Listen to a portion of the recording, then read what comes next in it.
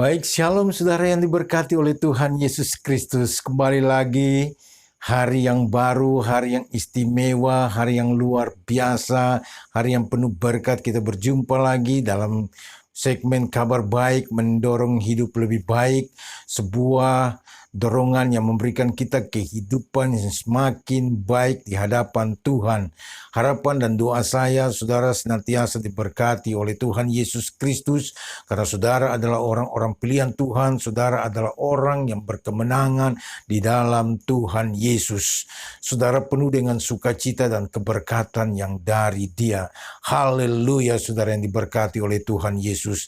Kabar baik kembali lagi hadir dengan memberi dorongan kebenaran firman Tuhan, motivasi firman Tuhan bagi saya dan saudara. Tentunya kita mendasarinya di dalam firman Tuhan, di dalam Amsal pasal yang ke-26 ayat yang ke-20. Saudara yang terkasih, dikatakan bahwa bila kayu habis, padamlah api. Ini kayu bakar, saudara. Bila pemfitnah tidak ada, redalah pertengkaran. Nah, saudara yang diberkati oleh Tuhan Yesus Kristus, ternyata yang menyebabkan sehingga terjadi pertengkaran di mana-mana adalah karena pemfitnah, hoax. Banyak orang yang akhir-akhir ini suka melakukan atau membuat berita-berita hoax, suka memfitnah. Ada orang bijak berkata seperti ini, saudara yang terkasih. Susah melihat orang senang, senang lihat orang susah. Nah, ini pemfitnah, saudara. Dia susah sekali lihat orang senang. Kenapa dia fitnah? Dasarnya karena tidak senang dengan orang, tidak suka melihat kebahagiaan orang, tidak suka melihat kesuksesan orang, tidak suka melihat keberhasilan orang, tidak suka melihat orang hidup dalam damai dan sukacita. Sehingga dia memfitnah, dia berusaha memberikan berita-berita, mengangkat berita yang tidak benar terhadap orang tersebut. Nah, ini orang yang susah melihat orang senang dan senang melihat orang susah.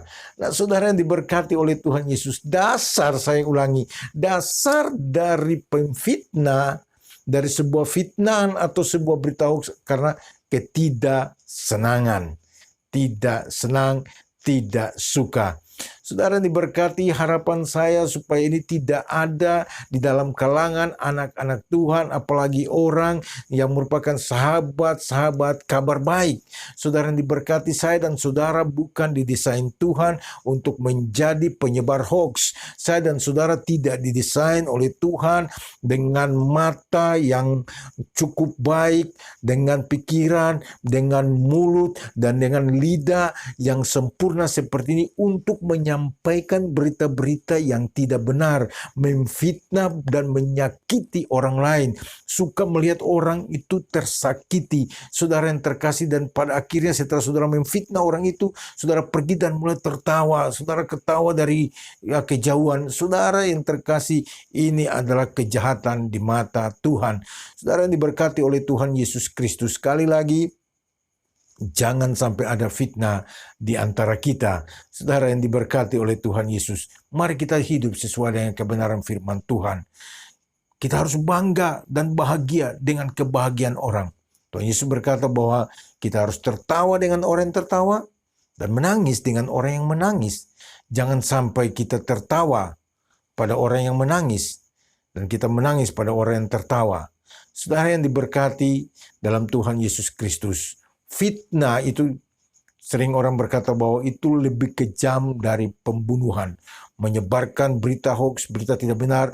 Di Indonesia sudah ada undang-undangnya, saudara. Hati-hati, sudah banyak orang yang terjerat hukum, bahkan sampai dipenjarakan hanya karena menyebarkan berita hoax, berita yang tidak benar. Dan saya dan saudara adalah orang-orang yang dipercayakan oleh Tuhan untuk menyampaikan kabar baik, berita yang benar bagi anak-anak Tuhan. Tonton terus kabar baik, karena kabar baik akan hadir terus setiap hari untuk memberikan saudara kekuatan baru di dalam takut akan Tuhan.